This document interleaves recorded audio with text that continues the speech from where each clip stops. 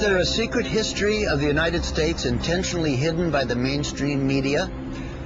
Could there be a secret society of fat-moneyed businessmen whose agenda has been the cause of every major war and economic depression? Is there a shadowy elite gently pulling the strings of our world to bring about their own self-serving political program? The answers may surprise you. Nearly 200 years ago, Thomas Jefferson wrote, "If the American people ever allow the banks to control the issuance of their currency, the banks and corporations that will grow up around them will deprive the people of all property, until their children will wake up homeless on the continent their fathers occupied."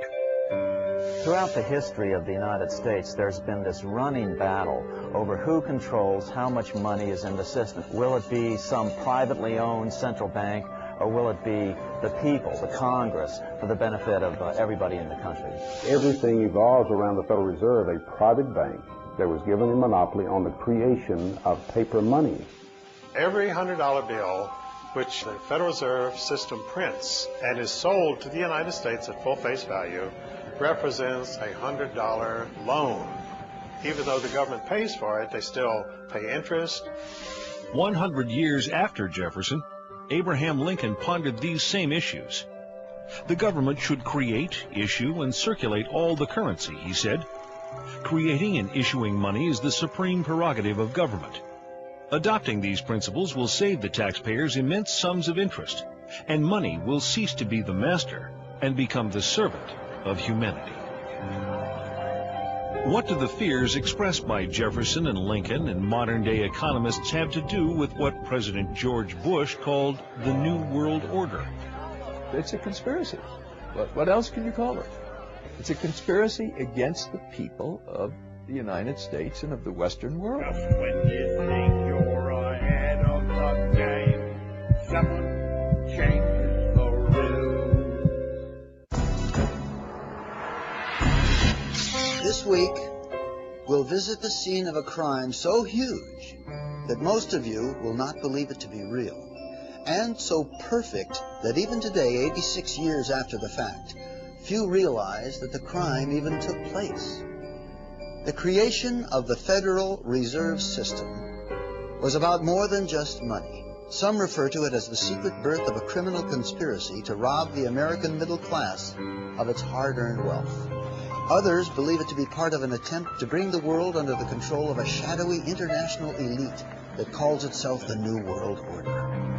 And through it all, we have wars, assassinations, and Martians. In fact, if it weren't for the Martians, you might have heard about this mother of all conspiracies a long time ago.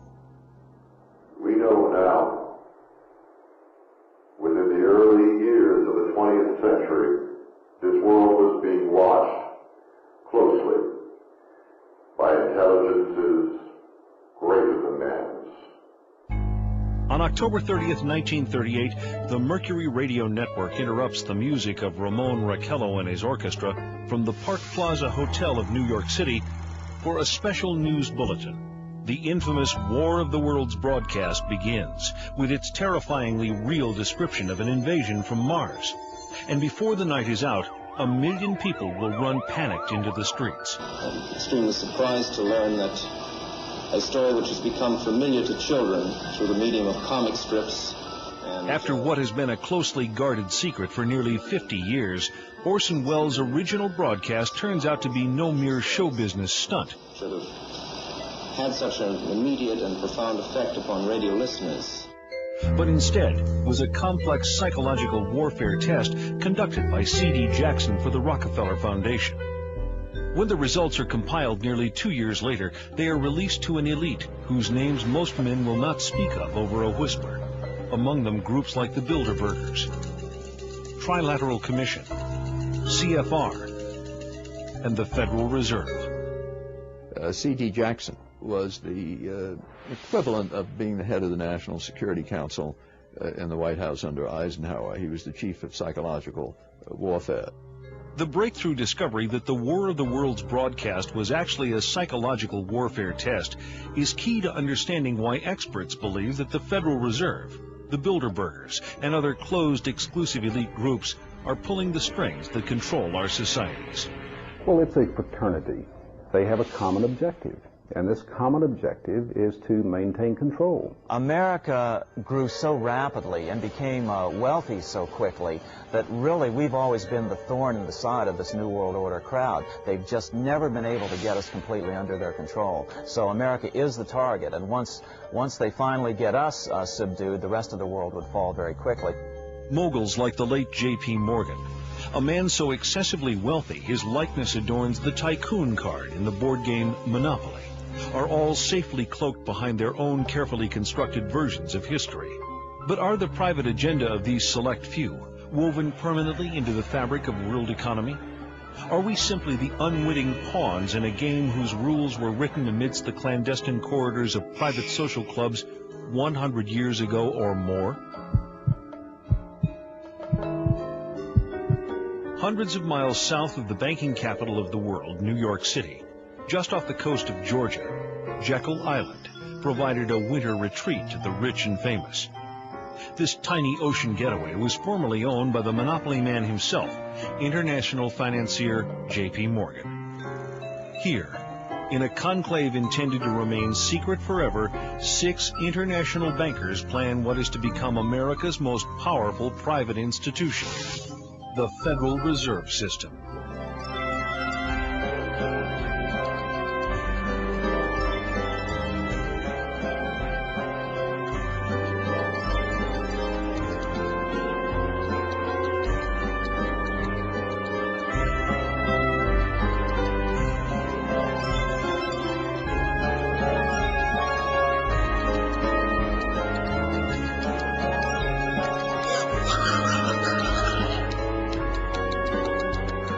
The Jekyll Island story is one of the great untold stories of the 20th century. These bankers who got together, left Hoboken in a sealed train, and the reporters were going crazy. They knew this was big.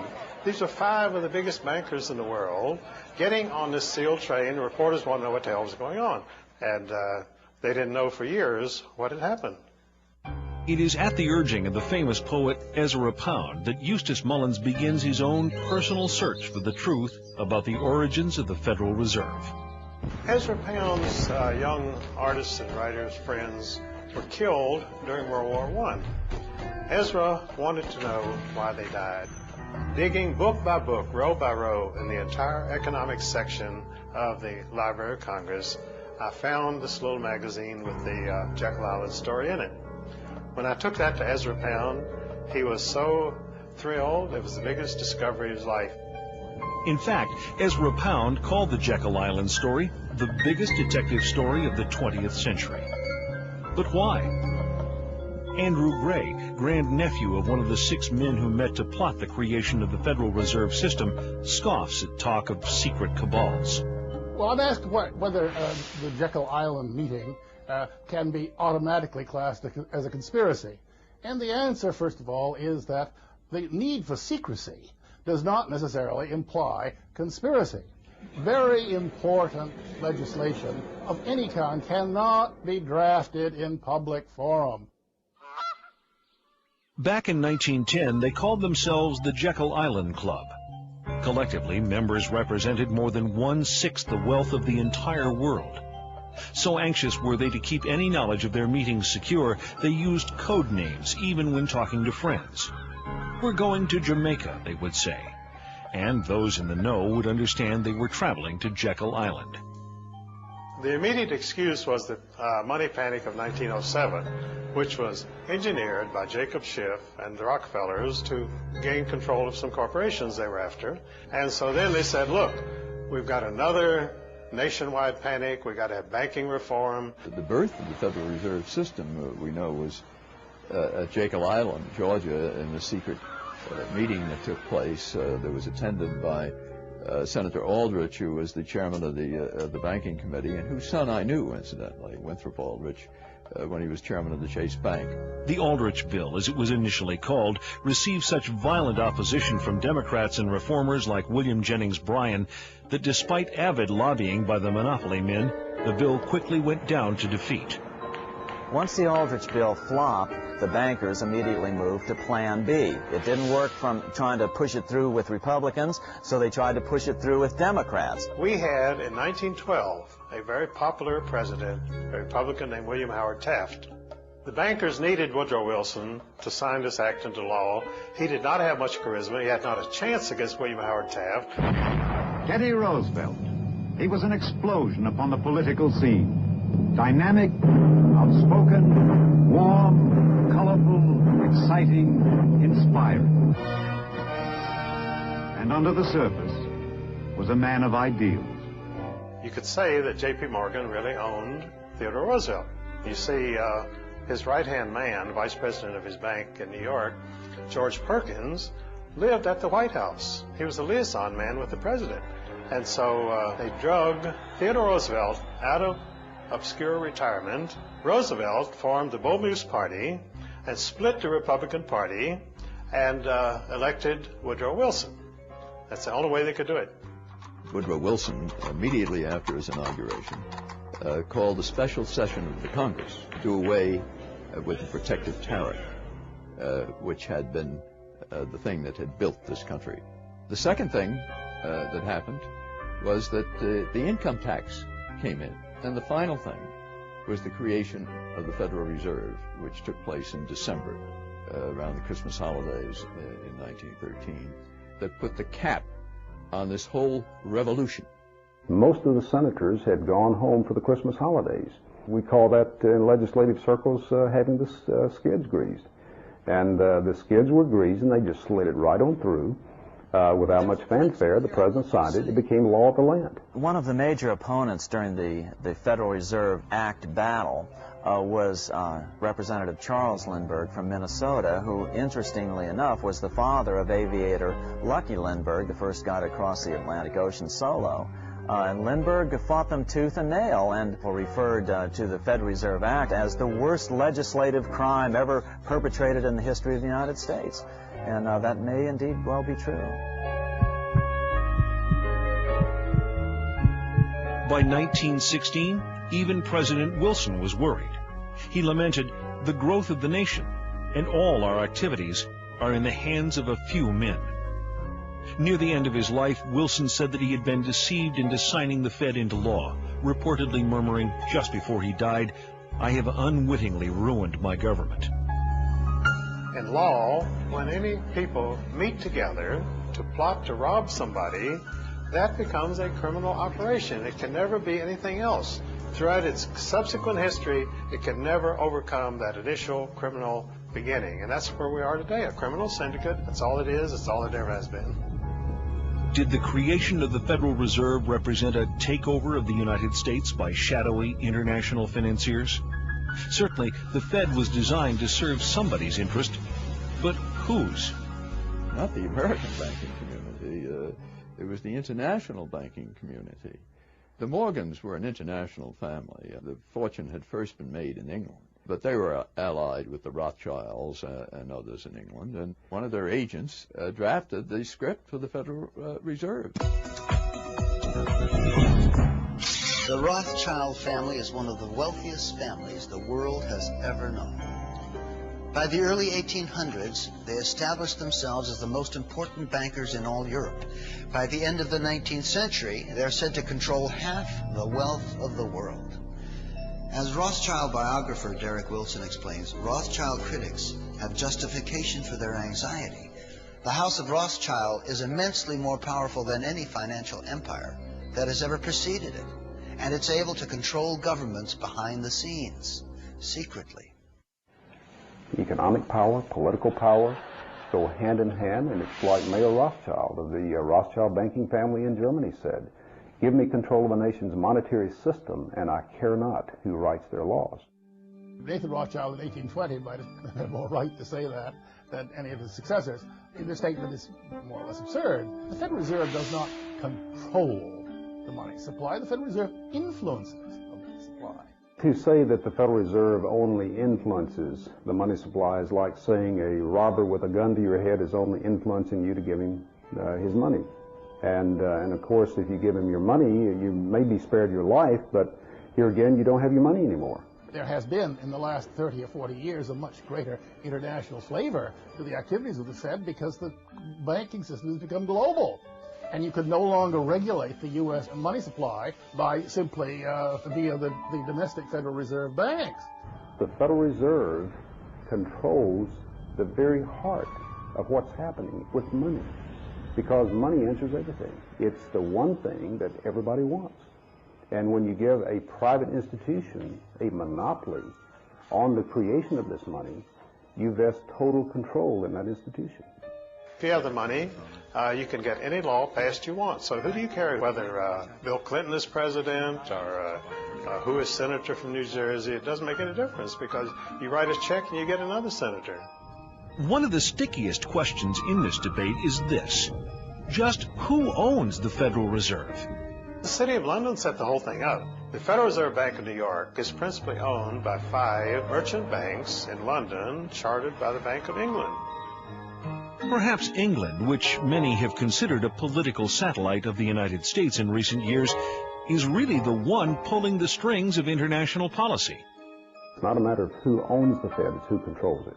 The government has given the banks a monopoly, and then you see the Justice Department doing nothing about the bank mergers. A monopoly can only exist with government assistance, and they've given great assistance to the banking monopoly.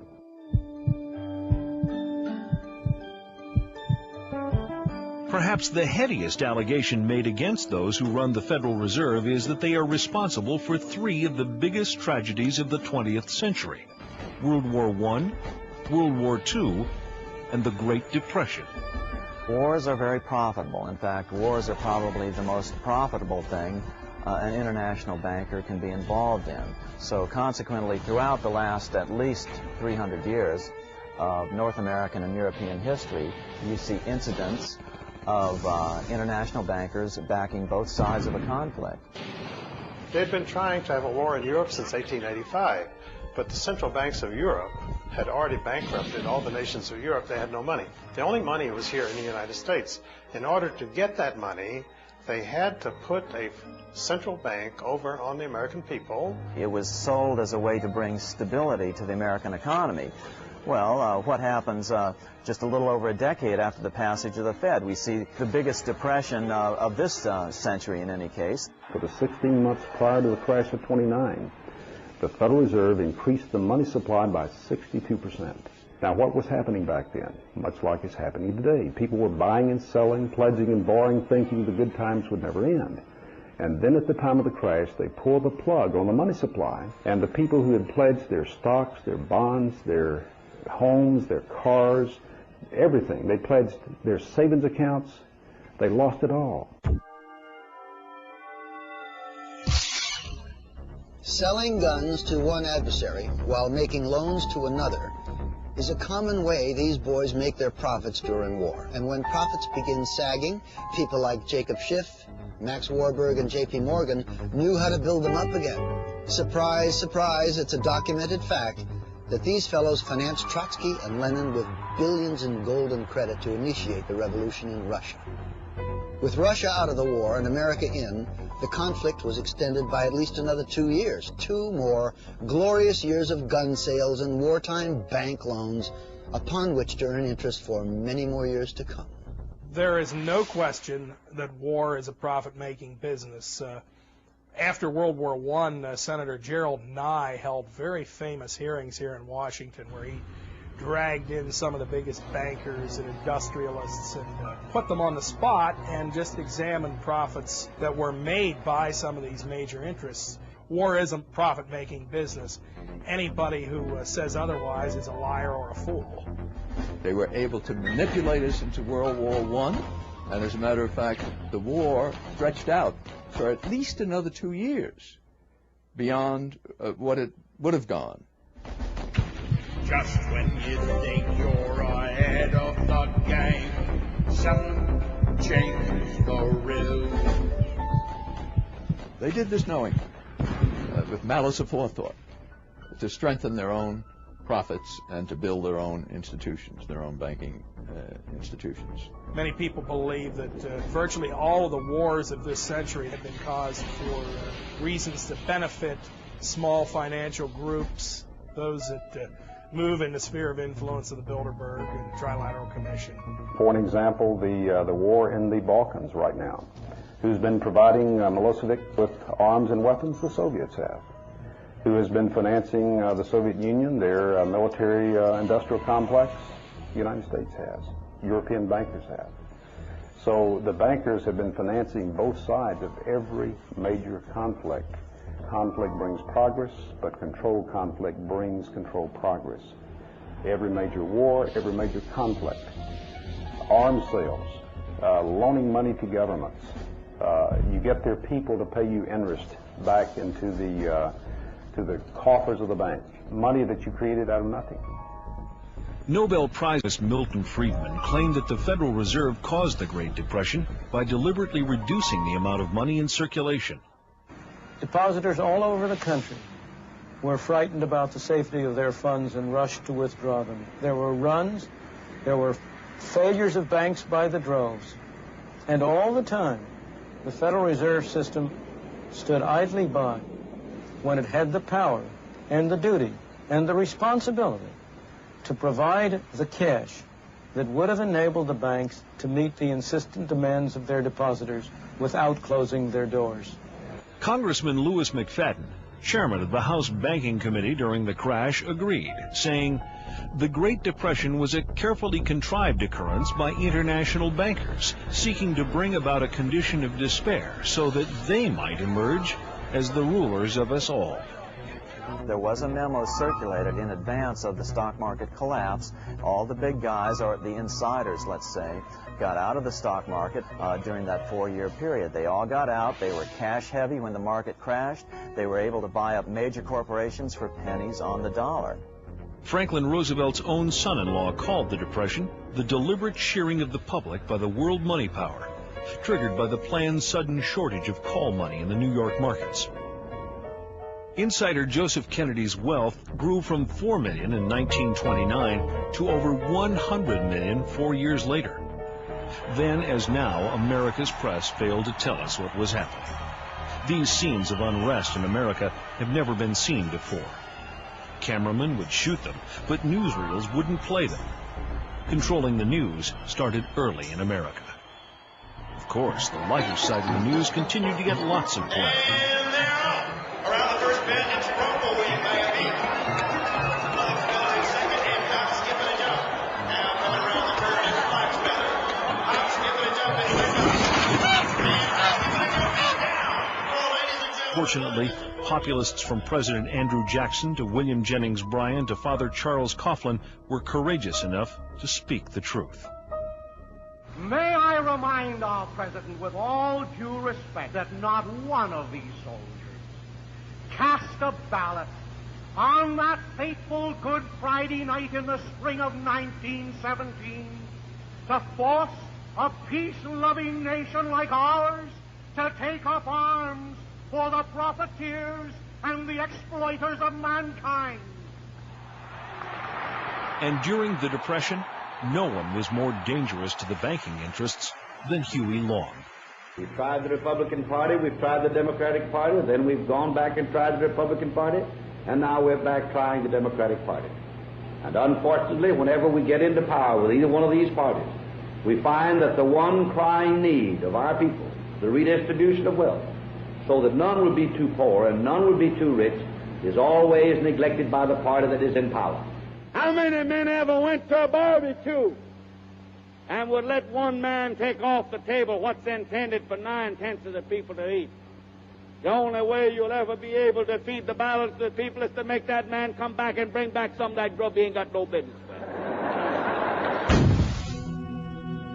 But assassination as a tool of political policy was nothing new to this crowd.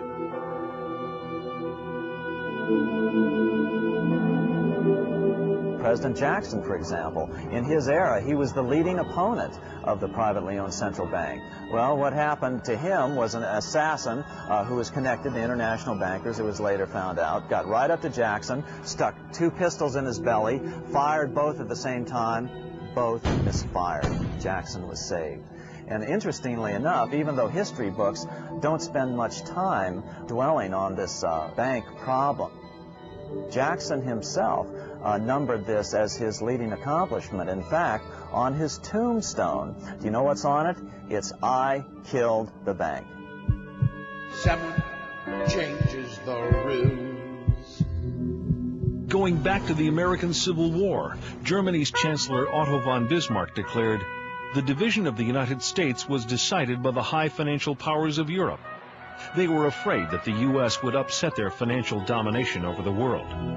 They saw tremendous booty if they could substitute two feeble democracies burdened with debt to the financiers in place of the vigorous republic sufficient unto herself." Abraham Lincoln realized this, and so stood firmly for preservation of the Union. But Lincoln needed money to win, lots of it. He went to the Wall Street bankers who wanted 36% interest per annum. Honest Abe chose a less expensive alternative, choosing to have Congress issue the money. The bills were called greenbacks, and they weren't backed by gold, only by the full faith and credit of the United States. With Congress issuing the money, not 1 penny of interest was paid to private bankers. The assassination of Lincoln was related to the bankers wanting control of the money. The same thing went for John Kennedy, that he was planning to reintroduce the U.S. notes rather than Federal Reserve notes. And of course we go back to the Constitution of the United States, which provides that the Congress shall coin the money, the currency, and regulate the value thereof. If you go out and ask the average person on the street who issues the money, they'll say the government issues the money.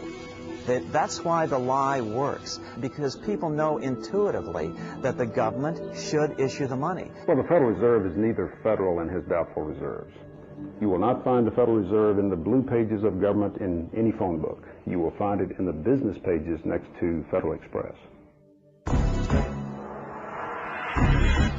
Congressman Louis McFadden fought the Fed to his last breath. He once called it a superstate controlled by international bankers and international industrialists acting together to enslave the world for their own pleasure. 2 attempts were made on his life, one from a man wielding 2 pistols, both shots missed, and the second from a poisoning attempt, but fortunately there was a doctor on hand to pump his stomach. Of course, a conspiracy powerful enough to cause both world wars and the Great Depression would have to have a clubhouse somewhere, if only to split up the cash. It turns out they do. If you haven't heard of the Bilderbergers, it's for one reason only. They haven't wanted you to. At their annual closed-door meetings, no outsiders are allowed even close to the building. Here are gathered the most powerful individuals of the Western world, united regularly at club meetings.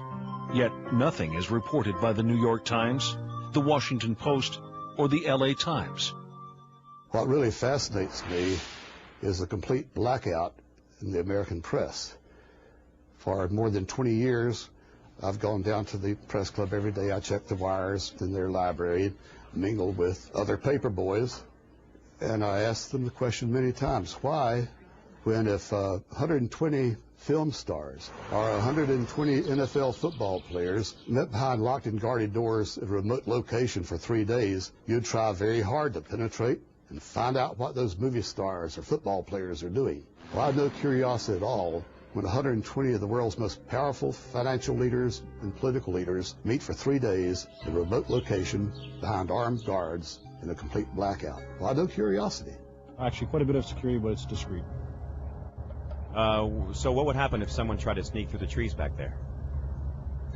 I don't know. I wouldn't want to try it. What we do hear coming out of those meetings is incredible about the plans of the New World Order to consolidate power. Political power and economic power coming together at the highest level. But what I call the lapdog media, the control media in this country, you would think that they would be going to court, crying freedom of information, open meetings, sunshine law, and all of these things, but the silence is deafening. Attendees at recent Bilderberg meetings have included presidential advisor George Stephanopoulos, Senator Sam Nunn, David Rockefeller, former Senator Lloyd Bentsen, and Henry Kissinger. 1 month earlier, 50 liberal groups met in Washington to discuss their opposition to international banks and economic globalization. In reaction, one of the major items on the Bilderberger agenda was the role of liberals in various organizations. Also on the docket, the separatist movement in Canada, how fragmented Canadian provinces could be absorbed into the United States. Next, the expansion of NAFTA from Alaska to Chile, to boost corporate profits by encouraging American businesses to move to Latin American countries, where the costs of labor are low and environmental laws are not enforced. Do organizations like the Bilderbergers, the Council on Foreign Relations, and the Federal Reserve pull the strings of our lives like master puppeteers? Or are such ideas merely the paranoid ravings of conspiracy theorists?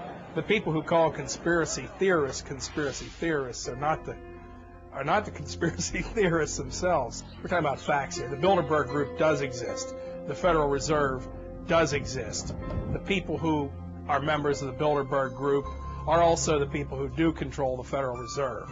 These are all facts. David Rockefeller himself thanked the media for keeping this all hushed up. If it wouldn't have been for you, then we wouldn't have been able to pursue our interests towards internationalism. They're conspiring to eliminate the United States as we know it through something as simple as the elimination of our national identity. Why is it the major media would deny this? Let's look at the ownership of the major media. Let's look at the roster of, say, the Bilderberg meeting. Katharine Graham owns the Washington Post. Katharine Graham has been to the Bilderbergers. Conrad Black, one of the largest media barons in Canada and Europe, has not only been to these meetings, but he has hosted the meeting just a few years ago. Every year they meet in secret, and there is an absolute news blackout. There is never anything reported in any of those papers. In this country, the press is seen as the fourth estate. You know, you've got the judiciary branch, the legislative branch of government, the executive branch of government. Then you're supposed to have the press keeping an eye on these three. If leaders from these three are working with other leaders around the world to determine economic policy, wars, human rights, etc., then yes, the press has a responsibility to get in there and to inform people. But just 2 years ago, I think 1997, the First Lady attended the meeting in Georgia. A few papers in Georgia picked it up, but this is the First Lady at a meeting with people who really arguably want to rule the world. Now, that should have been front page news. Well, the Fifth Estate are the international bankers, and they just couldn't accomplish their goals without being to control the electronic media. Now, what they hate more than anything else is this outbreak amongst the internet, cable TV, radio talk shows. That's what they can't control. They need control, and without it, they aren't going to get what they want. Of course, one person's sinister conspiracy could just be another person's private affair. The Bilderberg is a clubby atmosphere. That's what it is, really. It's a clubby affair. By invitation only. Now, when you see groups like Council on Foreign Relations, Bilderbergers, Trilateral Commission, you have to remember bankers work internationally, and the central banks in all countries work together, and they do this through special groups. They formed the Council on Foreign Relations at the Versailles Peace Conference after World War I. Now, many conservatives believe the CFR runs in the United States, but it only does it secondhand because the real orders come out of London first. Decisions arrived at in secret Bilderberger meetings apparently do affect our lives as much, if not more, than the policies adopted through Democrat-Republican squabbling. When no other newspaper bothered, the tiny Washington publication, The Spotlight, single-handedly invaded the shroud obscuring these secret gatherings. Well, by penetrating the secrecy of Bilderberg, we were able to do an advanced story on the end of the Cold War, the downfall of Maggie Thatcher, and the advanced story on the Persian Gulf War. Then President George Bush's reversal from his read my lips, no new taxes pledge. The financial entities that dominate the Federal Reserve, the Bilderberg Group, are largely centered around the Rockefeller family and the Rothschild family. Names such as Chase Manhattan, Citibank, all these groups that move in the Rockefeller sphere of influence and the Rothschild sphere of influence are the glue that hold the Bilderberg elite together. Most troubling of all is evidence that the attendees of these secret meetings may even choose our presidents. In December of 1974, there was a major headline on the editorial page of the Atlanta Constitution that said Jimmy Carter is running for what? And what was it not running American president. Jimmy Carter had been a one-term governor of Georgia, hardly known to the American people. He, however, had an entree into the international elite through his membership in David Rockefeller's Trilateral Commission. No one had ever heard of Jimmy Carter. I think that's fair to say. Yet, within the next several years, as he announced his presidential campaign, started moving towards a Democratic presidential nomination, he started getting a lot of favorable media coverage, particularly from media connected to the Rockefeller sphere of influence. Jimmy Carter was painted as a populist, a man of the people. I remember when we couldn't find a microphone. When in fact, he was moving in the highest circles of the international elite.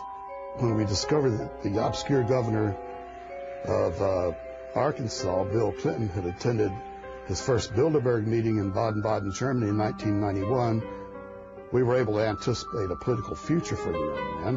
When I discovered in 1991 that Bill Clinton had attended the Bilderberg meeting, I was able to predict that he would be the candidate for the presidency of the Democratic Party. I didn't think he'd be elected president, incidentally. And so they picked him. The Bilderbergers actually picked him to be the president. I will, to the best of my ability, preserve, protect, and defend the Constitution of the United States. Preserve, protect, and defend the Constitution of the United States. So help me God. So help me God. Bill Clinton, like Jimmy Carter, is a product of the Rockefeller Empire. Bill Clinton has a few up on Jimmy Carter, though. Not only was Clinton a member of the Trilateral Commission, but he was also invited to become a member of the Council on Foreign Relations. He had the imprimatur of the Rockefeller and Rothschild families. Well, you know, I grew up like everybody, every other kid in the United States, thinking, President of the United States, most powerful man in the world. But it's just not the case. You know, even Bill Clinton has admitted that he is only a virtual president anymore. That was in a speech in September of 1998. Just when you think the economy's stable, just when you think you're made in the shade, someone changes the rules. Is there a conspiracy? If we are onto the fomenters of what's loosely called the New World Order, the free movement of capital and goods across national boundaries is clearly a big part of their agenda. The global elite have been the primary promoters of free trade precisely because of the fact that they are the ones who control the major multinational corporations. They are the ones who want to build televisions in Mexico and in impoverished third world countries and pay these people sub-minimum wages, slave wages, and then export them at gigantic profits back to the United States. But we're told by the major media in this country, which is tied in again with these international elites, that, oh, well, this is a temporary thing. It really is good for America. But it's not good for America. Look at anybody who's lost their job. Look at how their family suffers. That's the Bilderberg group at work. That's the Trilateral Commission. That's the Federal Reserve. All these elite groups that they're benefiting, but the average American isn't. These families have been mostly in the banking business for at least 500 years, most of them. They were in the slave trade. They were in the opium trade, because these people are not interested in 5% a year return. They want 1,000% a year return. And to get into those things, you need to get into gold, slaves, drugs. That's where the big money is. Fiat currency is what we have. Fiat, meaning no thing, nothing, having no value. In other words, it's backed by the faith and credit of the person who is creating the money. If you have a private bank out here that is creating this money, then your faith is in their ability to keep the value of this currency to where everybody accepts it. We have to understand that people, not governments, not central banks, nor nation states, but people ultimately determine what money is and what money is not. It's been that way for over 5,000 years. This brings us back to our initial question. Are we citizens of a great democracy, or is something more convoluted and sinister at work? Is there anything wrong with the best and the brightest controlling our country, or potentially in the near future the entire world? Are international financiers in control of our lives? Are they masters of the universe? What's wrong with an elite ordering world events? There's a lot of things wrong with that. The American people, at least, have always been told that they control their own destiny through their elected representatives, but when you find their elected representatives behind closed doors, surrounded by armed guards who will not let the general public in, and they're making decisions that affect the future of the American people and the people of the world, then there are legitimate questions as to why this elite should be able to dictate things. The whole point of one world government is to eliminate the concept of nationalism. Now, why is eliminating nationalism bad if it would eliminate war? Well, the reason is, if old British Lord Acton's axiom, that is, absolute power tends to corrupt absolutely. If you could print $1 billion tomorrow, well, you could be a master of the universe. But you can't, because they have the monopoly. As long as they can print the money, as long as they can buy the New York Times, the Washington Post, congressmen, senators, presidents, then you can't compete against them. What have you got to offer? If you have relatively few people governing your government, you don't have a democratic government, do you? You've got a secret cabal here who is governing the United States. And not just the United States, but the governments of England and France, Germany, all the European countries, less influence in Japan, but quite a bit there too. So it's a conspiracy against the people of the United States and of the Western world. What would you call it? Are the Rockefellers and the Rothschilds and the people in their sphere of influence the masters of the universe? Let's put it this way. They want to be the masters of the universe, but there are a lot of people who don't want them to be. They create money out of nothing. What a scam. They have so much money, they don't care about money. All they care about is power. All they care about is being able to control the political situation so it goes their way. But they still have not been able to succeed in America because of the wealth and the independence and the patriotic spirit of the American middle class. That's the only thing that's holding this world from a situation of total despotism. See, if I serve you a black cup of coffee and it's 95% coffee but 5% arsenic, it's mostly coffee, but it's going to kill you in the end. What we've been doing is we've been getting a truth-error mixture of events going on around the world. Enough truth to make it seem plausible, but enough error to get you off course. A lot of it has to do with our educational systems, where we've been dumbing our kids down. And when you dumb them down, it's the cruelest form of censorship, because most of this current generation can't even read the books that these guys would be scared of. It's only fitting that we end with a quote from the man who started it all, Woodrow Wilson, a dreamer who tried to change the world for the better, but who in his final years ended up regretting many of the important accomplishments attributed to his presidency. We are controlled by a small group of dominant men, he said, of the worst ruled and most completely controlled governments in the civilized world. Is there a sinister conspiracy in control of our lives? Are there masters of the universe? If there are, I'm not one of them, nor would I want to be. Democratic societies have always been the crowning glory of human civilization, and in a democracy, the people decide, they don't have their decisions made for them. Masters of the universe, you've seen the evidence, you decide. Just when you think that your life has turned sunny, you're counting your money, tasting the honey. Just when you think you're ahead of the game, someone changes the rules.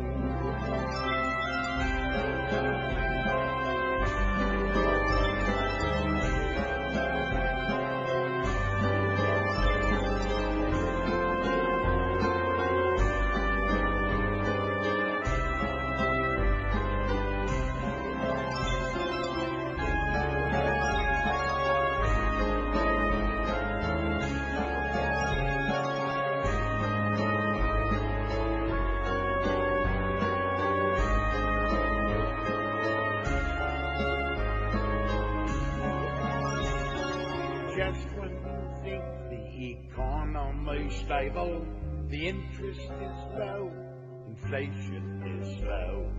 Just when you think you're made in the shade, someone changes the rules.